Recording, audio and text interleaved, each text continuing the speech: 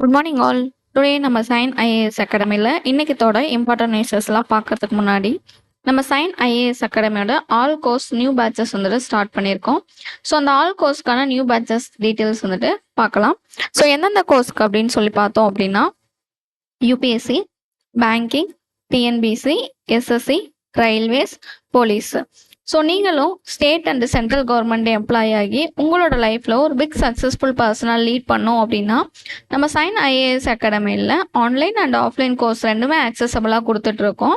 So ரெண்டுமே enquire பண்ணி நம்ம சைன் ஐஏஎஸ் அகாடமியில் உங்களுக்கான எந்த கோர்ஸ் டீட்டெயில்ஸ் வேணுமோ அதை அப்டேட் பண்ணிக்கோங்க. So contact number 9600527687. Once again 9600527687. So நம்ம சைன் ஐஏஎஸ் அகாடமி எங்கே லொக்கேட் ஆகிருக்கு அப்படின்னா ஹோப் காலேஜ் கோயம்புத்தூரில் லொக்கேட் ஆகிருக்கு.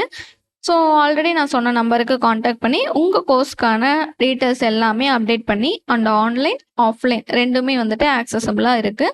ஸோ உங்களுக்கு எது கன்வீனியண்ட்டாக இருக்குமோ அதை வந்துட்டு நீங்கள் என்கொயர் பண்ணி டீட்டெயில்ஸ் தெரிஞ்சுக்கலாம். ப்ளஸ் வந்துட்டு எல்லாமே பேட்ச் டு பேட்சாக வந்துட்டு மார்னிங், ஆஃப்டர்நூன், ஈவினிங் அப்படின்னு சொல்லிட்டு பேட்ச் டு பேட்சாக வந்துட்டு நம்ம செக்ரிகேட் பண்ணி எல்லா கோர்ஸ்க்கும் வந்துட்டு ஒவ்வொரு பேட்சஸாக வந்துட்டு நம்ம சைன் ஐஏஎஸ் அகாடமியில் ஒவ்வொரு கோர்ஸ்க்கும் செக்ரிகேட் பண்ணி கிளாஸஸ் வந்துட்டு ரன் பண்ணிகிட்டு இருக்கோம்.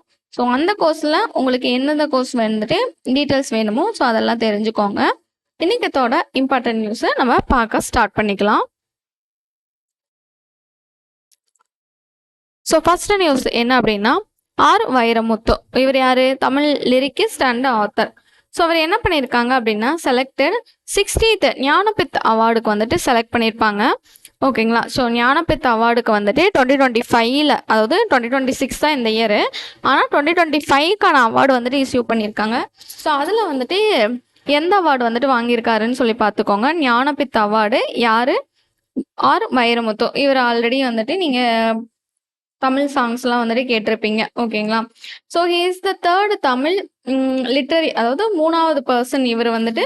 ஓகேங்களா? ஸோ ஃபர்ஸ்ட் 2 பேர் யாரு அப்படின்னா அகிலன், ஜெயகாந்தன். ஓகேங்களா?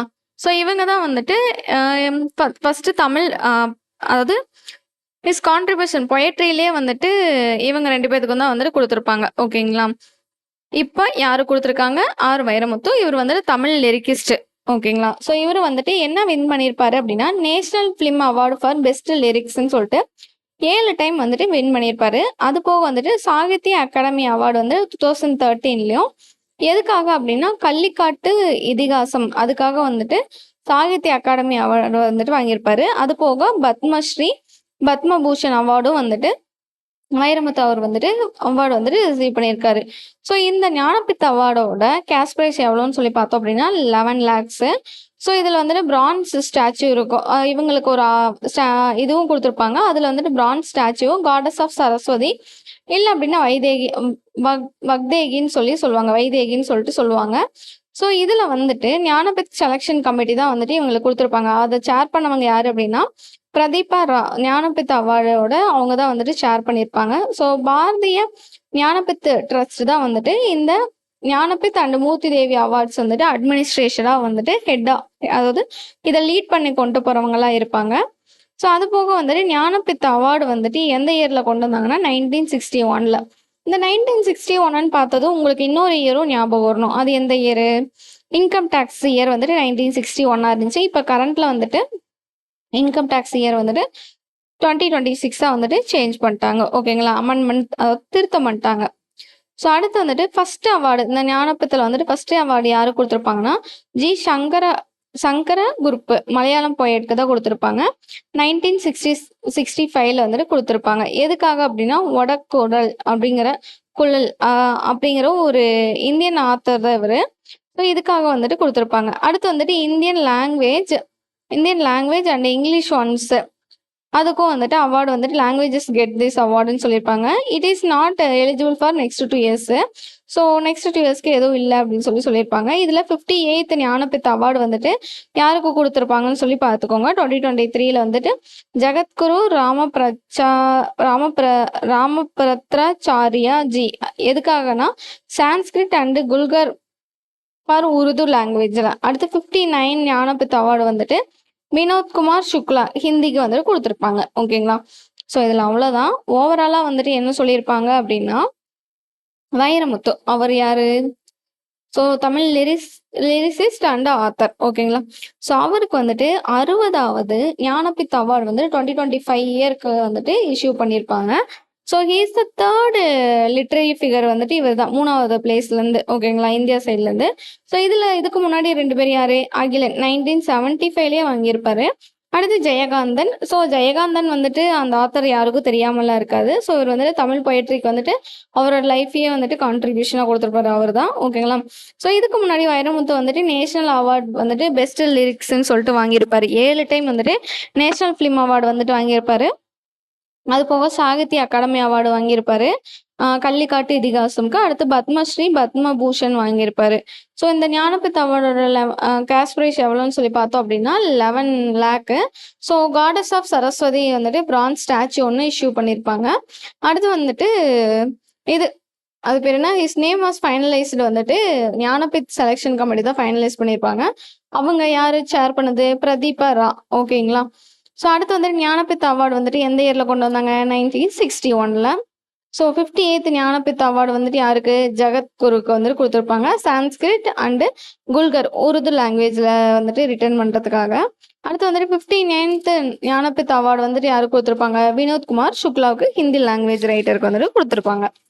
அவ்வளோதான் இதில். நெக்ஸ்ட் நியூஸ் போயிடலாம். ஸோ நெக்ஸ்ட் நியூஸ் என்னென்னா Naman awards. So by BCCI. ஓகேங்களா? ஸோ நாமன் அவார்ட்ஸ் வந்துட்டு இஷ்யூ பண்ணியிருப்பாங்க. சுப்மன் கில்க்கு வந்துட்டு best Umrigar award for best international கிரிக்கெட்டர்னு சொல்லிட்டு கொடுத்துருப்பாங்க. ஸோ மென்ஸ் கிரிக்கெட்டில் வந்துட்டு அதாவது செகண்ட் அண்டு ஃபர்ஸ்ட் அவார்டு இவருக்கு தான் வந்துட்டு 2023லேருந்து இப்போ கொடுத்துருப்பாங்க. ஓகேங்களா? சுப்மன் கில் வந்துட்டு அது வாங்கியிருப்பாரு மென்ஸில். அதுவே வந்துட்டு உமனில் வந்துட்டு ஸ்மிருதி மந்தனா வந்துட்டு வாங்கியிருப்பாங்க. Polly Umrigar award for best international கிரிக்கெட்டர்னு சொல்லிட்டு உமன் பிளேஸில் வாங்கியிருப்பாங்க. இது வந்துட்டு அவங்களுக்கு 5th அவார்டு. ஓகேங்களா? ஸோ இதுக்கு முன்னாடி இதே அவார்டு எந்தெந்த இயரில் வாங்கியிருப்பாங்கன்னா 2018, 2021லேருந்து 20 to 21, 2021லேருந்து 22, 2023லேருந்து 24, 24லேருந்து 25, இப்போ எகைன் வந்துட்டு வாங்கியிருக்காங்க. ஓகேங்களா? ஸோ அடுத்து வந்துட்டு ரோகர் பென்னி, ராகுல் டிராவிட். ஓகேங்களா? ஸோ இவங்களுக்கு வந்துட்டு CK Naidu lifetime achievement award வந்துட்டு கொடுத்துருப்பாங்க. அடுத்து வந்துட்டு மித்தாலி ராஜுக்கு வந்துட்டு BCCI lifetime achievement award வந்துட்டு உமன்ஸ் கேட்டகரியில் வந்துட்டு கொடுத்துருப்பாங்க. அடுத்து மும்பை கிரிக்கெட் அசோசியேஷனுக்கு வந்துட்டு best performer in BCCI domestic tournaments. ஓகேங்களா? ஸோ அவ்வளோதான். இதில் நாமன் அவார்ட்ஸ் கொடுத்துருக்காங்க. 2026க்கானது இஷ்யூ பண்ணது யார் அப்படின்னு சொல்லி பார்த்தோம் அப்படின்னா பிசிசிஐ தான். இதில் வந்து சுப்மன் கில் வந்துட்டு Polly Umrigar award for best international கிரிக்கெட்டர்னு மென்ஸ்லேயும் உமனில் வந்துட்டு ஸ்மிருதி மந்தனா வாங்கியிருப்பாங்க. ஸோ மென்னில் சுப்மன் கில் வந்துட்டு இது 2வது டைம் வந்து வாங்கியிருப்பாரு. ஸோ ஃபஸ்ட் டைம் வந்து 2023, இப்போ வந்துட்டு 2வது டைமு. ஸ்மிருதி மந்தனா வந்துட்டு 5th டைமாக வாங்குறாங்க. இதுக்கு முன்னாடி 2018, 20 to 21, 23 to 24, 24லேருந்து 25. அடுத்து வந்துட்டு ரோஜ்கர் பென்னி, ராகுல் டிராவிட் வந்துட்டு வாங்கியிருப்பாங்க. நாயுடு லைஃப் டைம் அச்சீவ்மெண்ட் அவார்டுன்னு சொல்லிட்டு வாங்கியிருப்பாங்க. ஸோ மித்தாலி ராஜ் வந்துட்டு பிசிசிஐயோட லைஃப் டைம் அச்சீவ்மெண்ட் அவார்டு வந்துட்டு வாங்கியிருப்பாங்க உமன்ஸில். ஸோ அடுத்து மும்பை கிரிக்கெட் கவுன்சில் வந்துட்டு வாங்கியிருப்பாங்க. மும்பை கிரிக்கெட் அசோசியேஷன் வந்துட்டு பெஸ்ட் பர்ஃபார்மராக பிசிசிஐ டொமஸ்டிக் டோர்னமெண்ட்ஸ் கீழே வாங்கியிருப்பாங்க. அடுத்து பிசிசிஐயோட ஹெட் குவார்ட்டர்ஸ் எங்கே இருக்குன்னு சொல்லி பார்த்துக்கோங்க. எங்கே இருக்குது? மும்பை, மகாராஷ்டிராவில் இருக்குது. ஓகேங்களா? ஸோ அதோட பிரசிடென்ட் யார்? மிதுன் மன்ஹாஸ். செக்ரட்டரி யார்? தேவாஜித் சாய்ஹியா. ஃபவுண்டட் இயர் வந்துட்டு 1928. ஸோ அவ்வளோதான். இதில் நெக்ஸ்ட் நியூஸ் பார்க்கலாம்.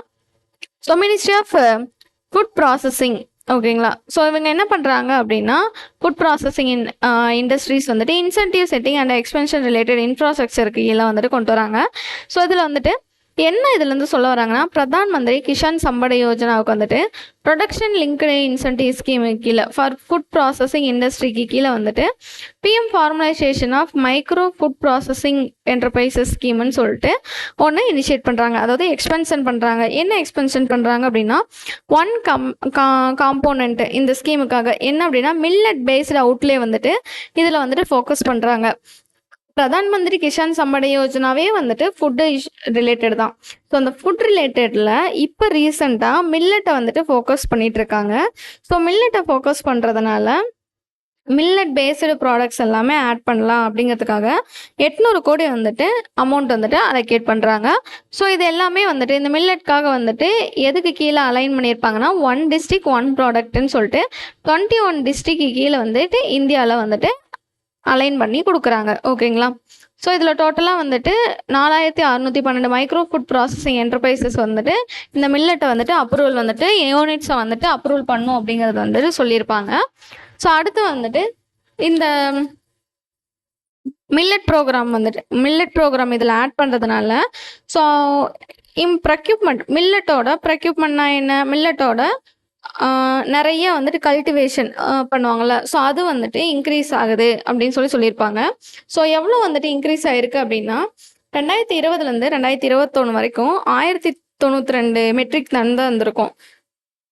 இப்போ எவ்வளோ இருந்திருக்குன்னா 16,130 மெட்ரிக் டன்னா இப்போ கரண்ட்டில் இருக்குது 24 to 2025க்குன்னு சொல்லியிருப்பாங்க. ஓகேங்களா.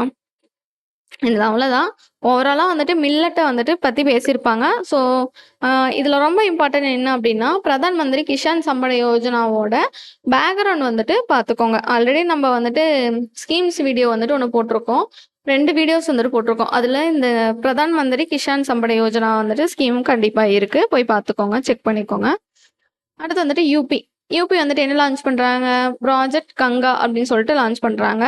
Government aided network for growth and advancement. ஓகேங்களா. Government assisted network for growth and advancement. இதில் எய்ம் என்ன அப்படின்னா high speed broadband over 20 lakh rural கீழே 2 to 3 இயர்ஸ்க்கு கீழே வந்துட்டு ஹை ஸ்பீட் வந்துட்டு ப்ராட்பேண்ட் கொண்டு வரது தான்.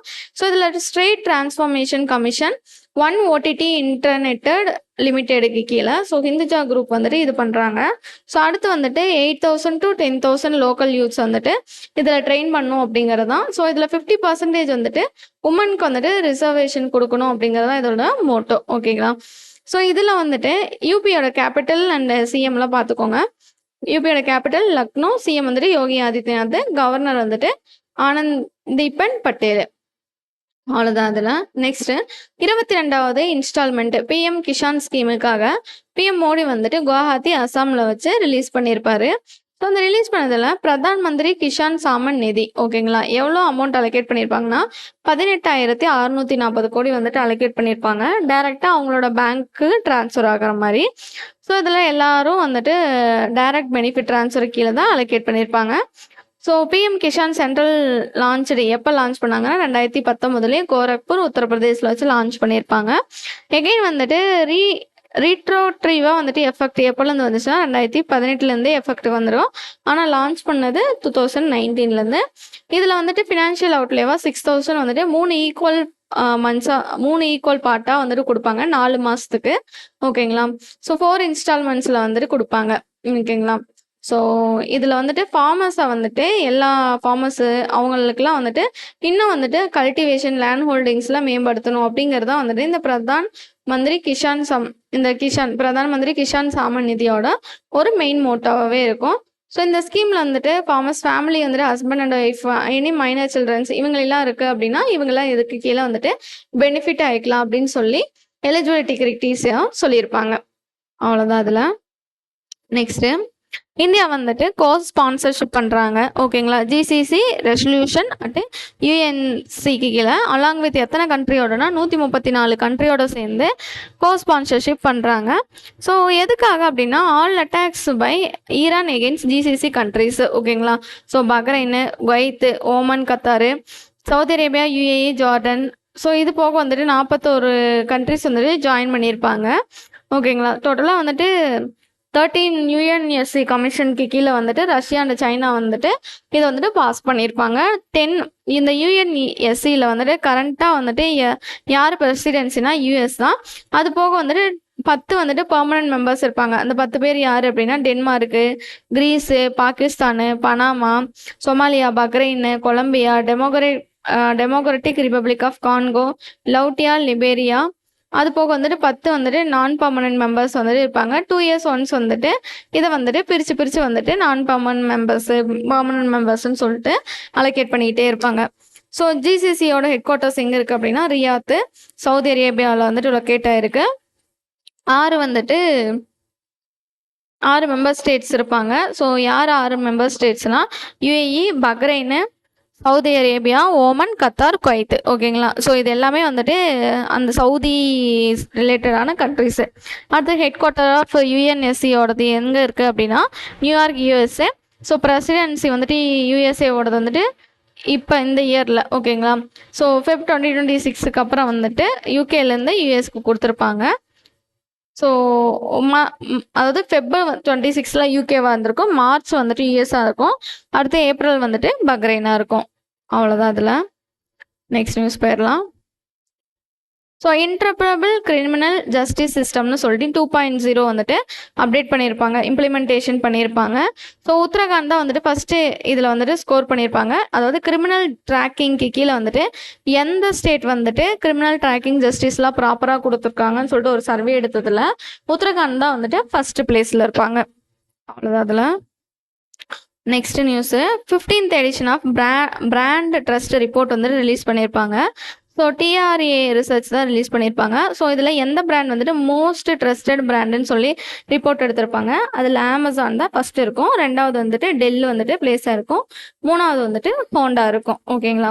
ஸோ 50 பிராண்டு இந்தியன் பிராண்டில் வந்துட்டு எது வந்திருக்கும் அப்படின்னா, ஸோ இதில் டோட்டலாக 50 பிராண்டில் 27 பிராண்டு இந்தியா, அதாவது டாப் மோஸ்ட் பிராண்டாக வந்துட்டு ரொம்ப ட்ரஸ்டபுளாக இருக்கிறதுல எந்த பிராண்ட் அதிகமாக இருக்குன்னா இந்தியன் பிராண்ட்ஸ் தான் வந்துட்டு அதிகமாக இருக்கும். இந்தியா ட்ரஸ்ட் கேபிட்டலோட அந்த இவங்க லான்ச் பண்ணாங்கல்ல ஐடிஎஸ், ஸோ அதோட ட்ரஸ்ட் கேபிட்டலோட ஹெட் குவார்ட்டர்ஸ் எங்கே இருக்குது அப்படின்னா ட்ரஸ்ட் கேபிட்டல் வந்துட்டு எது அப்படின்னு சொல்லி எடுத்திருப்பாங்க. அதில் வந்துட்டு மும்பை தான் இருக்கும், ஃபாலோடு பை பெங்களூர். ட்ரஸ்டடான பிளேஸு. அடுத்து வந்துட்டு பர்ஃபார்மர் ஆஃப் த இயர் அதிகமாக வந்துட்டு எது வந்துட்டு சேல் அவுட்டுன்னு சொல்லி கேட்டிருப்பாங்க. அதில் வேர்ல்ஃபுல் ரெஃப்ரிஜரேட்டர்ஸு, போட்டு வந்துட்டு இது. அடுத்து கென்ட் வாட்டர் பியூரிஃபையர். அவ்வளோதான். அதில் நெக்ஸ்ட் நியூஸு NHAI வந்துட்டு ரிலீஸ் பண்ணியிருப்பாங்க. First kind of annual report for national highways green cover இண்டெக்ஸ்ன்னு சொல்லிட்டு. So 26th. ஸோ இதை ப்ரிப்பேர் கோஆர்டினேஷன் யார் பண்ணாங்க அப்படின்னா நேஷனல் ரிமோட் சென்சிங் சென்டர், இஸ்ரோவோட ஒரு ஆர்ம் தான் இது. ஸோ அவங்க தான் ப்ரிப்பேர் பண்ணியிருப்பாங்க. ஸோ இந்த ரிப்போர்ட் வந்துட்டு கிரீன் கவர், அதாவது ரைட் ஆஃப் வேவ் வந்துட்டு 1 கிலோமீட்டர் வரைக்கும் ஃபுல்லாகவே 1 கிலோமீட்டர் வந்துட்டு ஃபுல்லாகவே வந்துட்டு கவர் பண்ணியிருக்கணும், க்ரீன் கவராக இருக்கணும் அப்படிங்கிறது தான் இதோட மோட்டிவே இருக்கும். ஹைவேஸில் டோட்டலாக 24 ஸ்டேட்ஸை வந்துட்டு கவர் பண்ணுறாங்க. ஸோ இதில் ஹையஸ்ட் க்ரீன் கவரேஜ் நேஷனல் ஹைவேஸாக எந்த ஸ்டேட் இருக்குது அப்படின்னா அசாம் தான் ஹையஸ்ட்டாக வந்துட்டு ஃபுல்லாகவே வந்துட்டு க்ரீன் கவரேஜ் வந்துட்டு பண்ணியிருப்பாங்க. So NHAI national highways authority of இந்தியாவோட ஹெட் குவார்ட்டர்ஸ் எங்கே இருக்குன்னா நியூ டெல்லி. சேர்மன் வந்து சந்தோஷ்குமார் யாதவ். Founded year 1988. அவ்வளோதான். இன்னைக்குத்தோட அப்டேட்டட் நியூஸஸ் எல்லாமே நம்ம சைன் ஐஏஎஸ் அகாடமியோட யூடியூப் சேனலில் பார்த்துட்டோம். அப்கமிங்கில் வர எல்லா நியூஸஸும் தெரிஞ்சுக்கலாம் நம்ம சைன் ஐஏஎஸ் அகாடமியோட யூடியூப் சேனலில் சப்ஸ்கிரைப் பண்ணிக்கோங்க, ஃபாலோ பண்ணிக்கோங்க. Thank you all.